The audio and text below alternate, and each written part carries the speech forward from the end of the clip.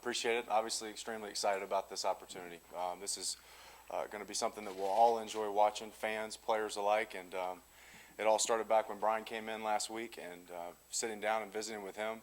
Just extremely excited about where we're going as an offense. I'm extremely excited about our players. I think first and foremost, that's the thing that's always meant the most to me, and in visiting with Bryan as well. Our players. Players are what win games, and we're looking forward to getting with our guys as soon as they get back to school. But this is an opportunity for us to put forth a great offense and move the ball, score points, everything that Coach Brown just said. But from a personal standpoint, being a fan of college football as you guys are, one of the most compelling things in college football the last 5 or 6 years has been the success of Boise State and their football program, but specifically their offense. What they've been able to do, moving the ball, scoring points, the multiple approach they've taken to offense, and then being able to do that against quality opponents. So watching that, being a fan of that, being a fan of Bryan's the last 4 and 5 years, watching those things, and then getting a chance to visit with him last week and seeing how he puts it all together, the rhyme and reason behind what they do, and then the success and then the passion in which they coach with. It's more than just X's and O's. It's about a way of doing things. And in visiting with Bryan, you just started to get some glimpse into how they do things at Boise, and specifically on the offensive side of the ball. So I'm extremely excited about learning more with Bryan, working with Bryan in that role, and just getting our kids in a position to have success. And that's probably one of the greatest satisfactions of being a coach is when you feel like you've given them something that they can work on, and they've accomplished that, and then they're able to go do something on that field with it. So this is a great time for Texas football, not just from an offensive standpoint. The staff that Coach Brown has assembled with Manny Diaz, with Bo Davis, with Darryl Wyatt, with Benny Wiley, and now with Bryan coming in, it's extremely exciting. And as a player, I am a former player. I'm happy where this program is and where it's going. So face may not say it, but I am absolutely upbeat about this and ready to roll. Just ready for January 18th to come and get these kids back on campus, and let's get rolling. So any questions?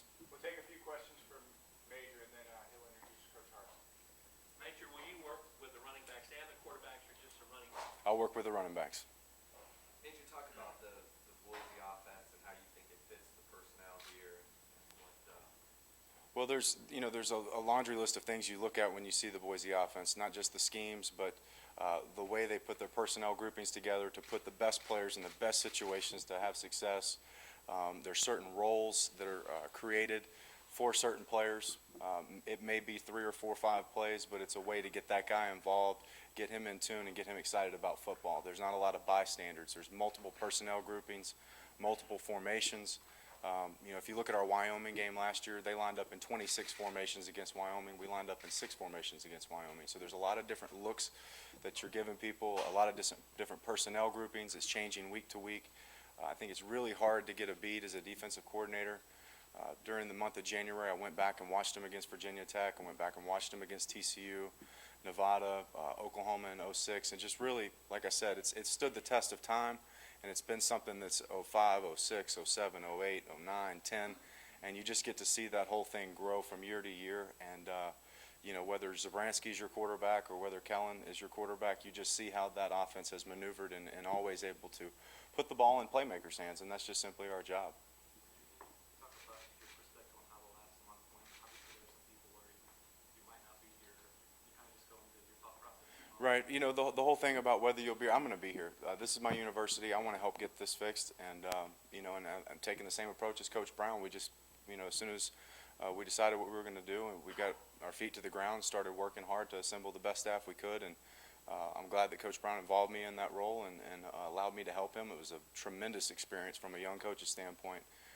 Just trying to learn how to build a staff and the questions and the way of going about things, the ethical way of going about things and selecting the staff and doing it the right way. It's just, it's been a wealth of experience in 1 month, but it's been exciting. It's each and every day you can see it getting better and better and better and better, and you see one more piece come and one more piece come, and you're just, it keeps getting better and better. So, it starts off slow, but then it just continues to escalate. And so, like I said, January 18th, when these kids come back, is so important, and we're just excited for that day. Major, you got signing day coming up, junior day about a month away, and then spring football is right around the corner. What's the first couple things that you guys need to do to get started?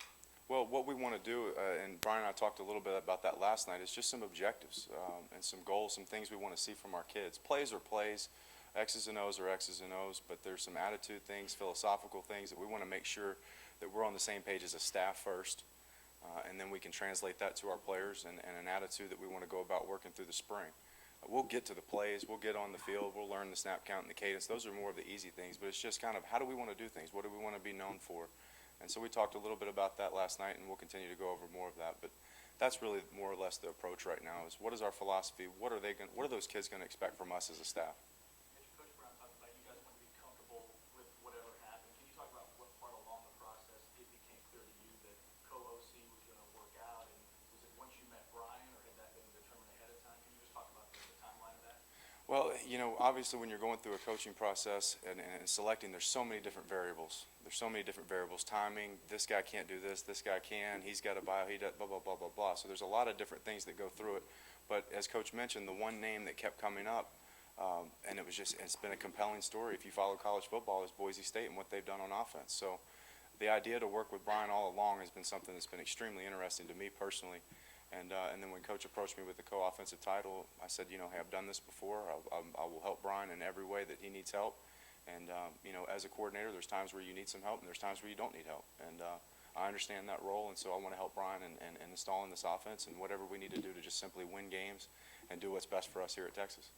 After knowing UT's personnel the way you do, do you anticipate it taking a while for this offense to become as diversified as Boise did? No, I think it's about just jumping in, both feet in, and teaching our guys. It's our job to coach them and teach them to know what to do.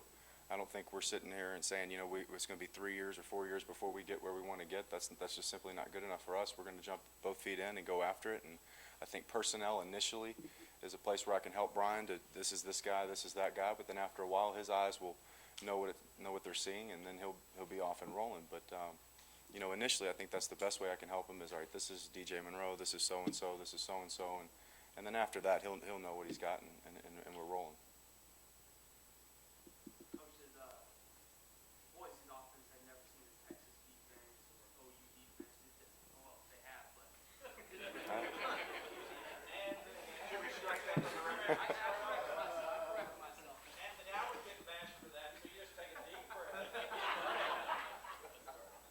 Does that offense seem, does it give you enough confidence that it will work in the conference and seeing the competition that it will face? Absolutely, without a doubt. You watch them against Virginia Tech, you watch them against TCU last year, you watch them in the Fiesta Bowl against Oklahoma, and that's what I'm talking about. The offense in the last 5 years of Boise State offense has been a living commercial as to what will work. And as coaches, we always have that slogan, put the tape on. We can sit here and talk about what I did and this, that, and the other. Just put the tape on, no audio, no announcers, no broadcasters, let's just see what happens. And it's been a living commercial as to the success it can have, whether it's in that conference or whether it's in a Fiesta Bowl or whether it's in a season opener against Virginia Tech. So that's what excited me is whenever I watched it, 06 all the way up to this past season, different quarterbacks, ones that are mobile, ones that aren't as mobile, different guys at tailback, different guys at wide receiver. You saw Pettis and Young. So just the ability to get the ball to your playmakers and understand the strengths of your offense year after year after year is what has excited me the most about working in the system. Major, when you were a coordinator calling plays, were your stop closer to what Texas has been calling in the past couple of years or what Bryan's been calling out for Boise? It depends year to year. I think each year that's probably the biggest thing of being a coordinator is the fun part about being a coordinator is how am I going to get the ball in the end zone? One year you may have Vince Young, the next year you may have a guy who can't run. So that's the fun part about being a coordinator. At Rice, it was a lot like what Bryan's done. He's had to find the way to get, all right, through this personnel grouping I can get the ball to this guy. Through this personnel grouping I can get the ball to this guy. So it's a lot different when you get somewhere that has better players. You have a lot more toys. You can be a little bit more simple, but the thing that I really, again, just enjoy watching is how year after year, maybe it's Dinwiddie, maybe it's Zabransky, maybe it's Moore, maybe it's Martin, maybe it's Harper, maybe it's Pettis, Young, but they're going to find a way to get those guys in the position to make the big plays. And you're not going to sit there and limit yourself. So many times we put obstacles in front of ourselves as coaches and say, we can't do this because this player can't do that. Okay, well then pull him out and put another guy in his position who can do it. And that's when I watch that offense. That's what's so compelling to me, and that's why I wanted to work with this system.